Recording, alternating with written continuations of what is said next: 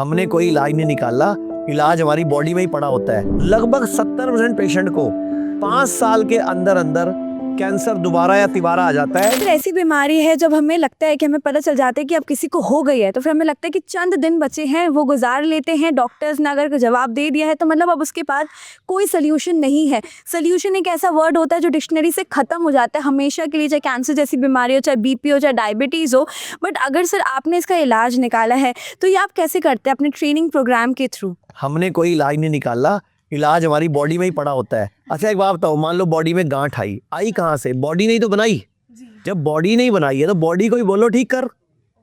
जो बना रहा है, देखो आप गलती क्या करते हो, आप सबसे बड़ी गलती क्या करते हैं, लोग इलाज ना बाहर ढूंढ रहे हैं, जबकि इलाज बॉडी के अंदर ही है।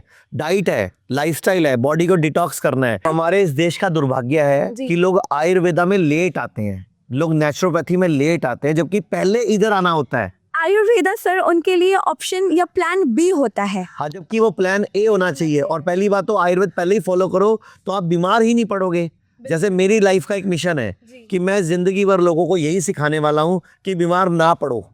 इसीलिए आप मेरी जितनी वीडियोस देखोगे यूट्यूब पे, फेसबुक पे, इंस्टा पे, तो मेरी में ज़्यादा ट्रेनिंग्स होती हैं, ये कर लो, ये मत करो, ये ज़्यादा खाओ, ये कम खाओ, ताकि बीमार ना पड़ो।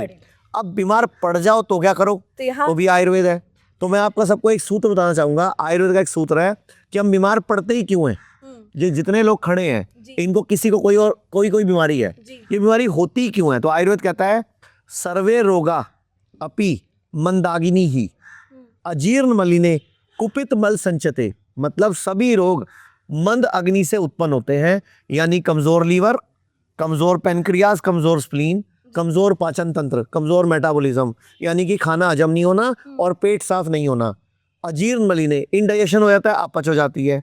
और कुपित मल संचय हो जाता है, यानी कि बॉडी में जगह जगह मल इकट्ठा हो जाता है। जैसे किसी की ब्रेस्ट में गांठ हुई, वो बोलता है ब्रेस्ट कैंसर, हम बोलते हैं नहीं, ब्रेस्ट में कुपित मल संचय। इनके मुंह पे गांठ हुई, इन्होंने बोला मुंह का कैंसर, हमने बोला नहीं, मुंह में कुपित मल संचय। किसी को प्रोस्टेट में गांठ हुई, उसने बोला प्रोस्टेट कैंसर, हमने बोला प्रोस्टेट में कुपित मल संचय। मतलब सारा जो प्रॉब्लम का जड़ है वो कुपित मल है, जो हजम नहीं हुआ खाना, वही संचय हुआ, वही बीमारी है। अब इनके केस में इन्होंने 10 साल पहले ऑपरेशन कराया, इन्होंने गांठ तो निकाल दी, लेकिन गांठ बनी क्यों, कारण क्या है? कारण तो इसी बॉडी में ही था ना, वो कारण तो बॉडी में रह गया, इसीलिए दोबारा कैंसर आ गया। अब जितने भी कैंसर पेशेंट से मिलोगे, लगभग 70% पेशेंट को 5 साल के अंदर अंदर कैंसर दोबारा या तिबारा आ जाता है, क्योंकि वो कारण पे काम ही नहीं कर रहे। जैसे अब एक पेड़ है, उस पे फल लगे हुए हैं या फूल लगे हुए हैं, आप बार बार जाके फल तोड़ रहे हो, फूल तोड़ रहे हो, अगले साल फिर फल फूल आ जाने हैं। अगर आप चाहते हो फल फूल नहीं आए तो जड़ से उखाड़ दो ना उसको। तो बॉडी को डिटॉक्स करना था पंचकर्म के माध्यम से, तो दोबारा नहीं आता।